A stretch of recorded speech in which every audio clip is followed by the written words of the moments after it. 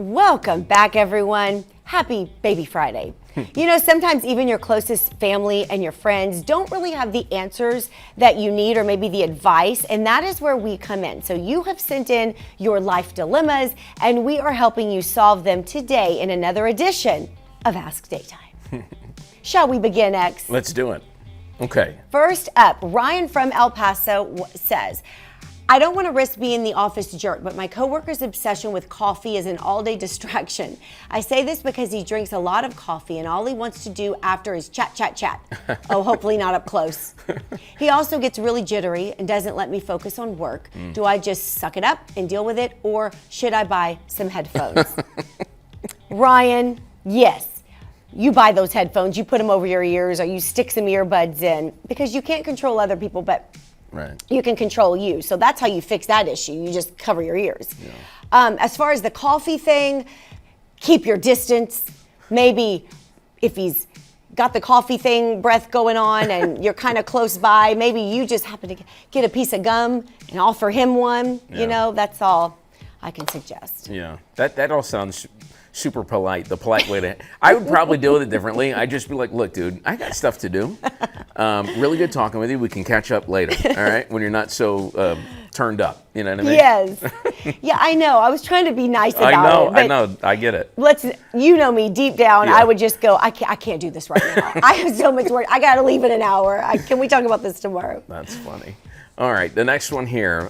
Josh from San Antonio says, my 14-year-old daughter recently told me she's dating a boy from her school. I was shocked because she's too young to be dating right now, but I also want her to open up to me about things that go on in her life. I'm not okay with her having a boyfriend. Should I pretend to be okay with it so that I won't upset her? What should I do? Ooh.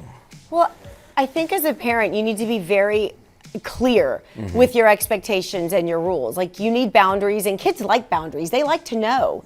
So I don't think you should pretend. I think that if you truly think that she's too young, then you need to tell her, hey, kiddo, this is what I've decided. I think you're too young to be dating, but also define dating. Right. Because does that mean just hanging out at school?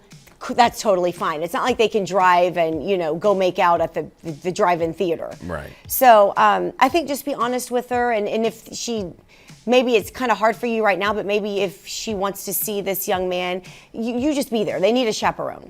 They just shouldn't be anywhere alone. Yeah, I've dealt with this very situation. How many girls? 4 times. Yeah. With all 4 of my daughters, I think the way that we handle it probably changed a little bit from daughter to daughter as I got to the very last daughter in my house.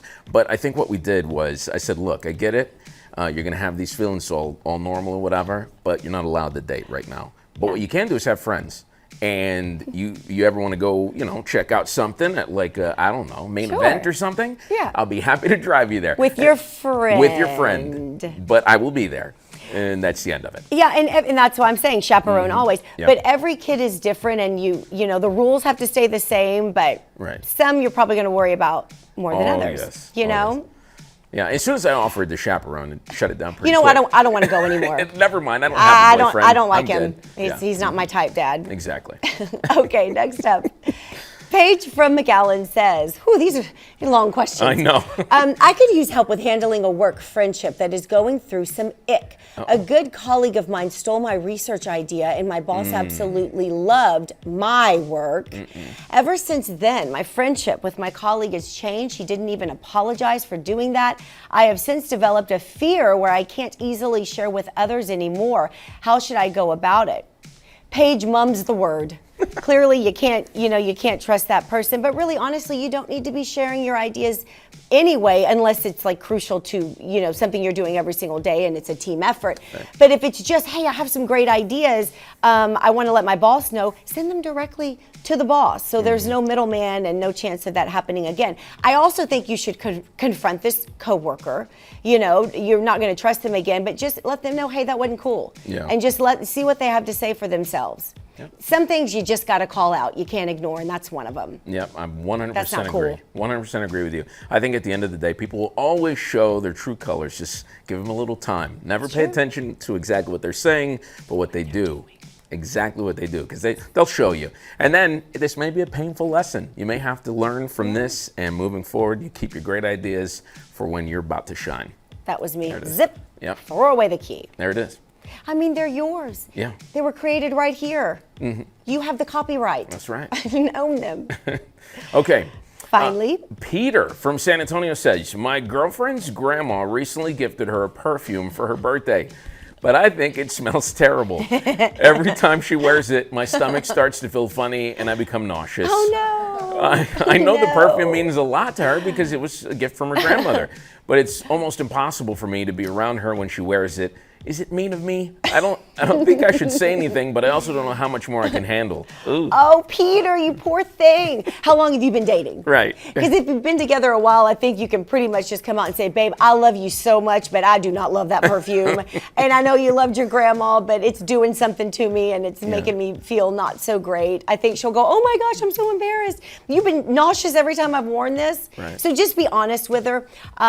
And then, or say, wear it, but when we're together, I really like that other perfume you wear. Or maybe buy her a new perfume. Right. And then she'll wear that around you and maybe just the other one.